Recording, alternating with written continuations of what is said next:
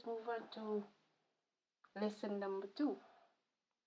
You can start with that one. I think this has been the biggest lesson for us, or the most challenging one, and that is the lesson of communication.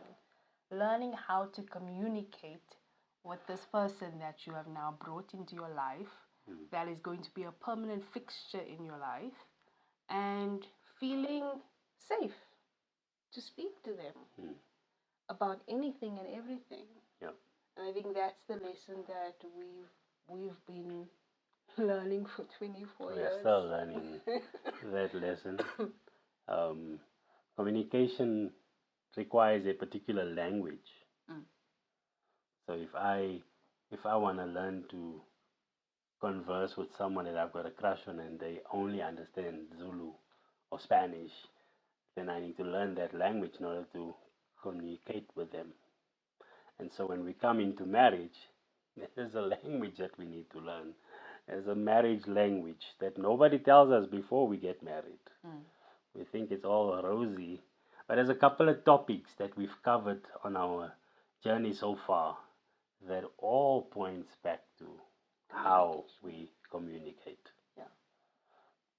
I think for us, remember we spoke about a little bit about love languages and discovering that your love language is touch and gifts, and mine is words of affirmation.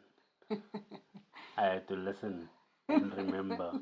One of the key things of this marriage is I need to remember details. So understanding each other's love language is an important part of communication. So for us, learning that, being mindful of how the other person wants to be acknowledged and appreciated and respected and feel loved is one way of communicating in their language. And what's the secret? The secret is for me to know your love language, not to expect you to speak my love language just automatically. Yeah. It is going and being intentional to get to know the person so that you know in which language to communicate with them.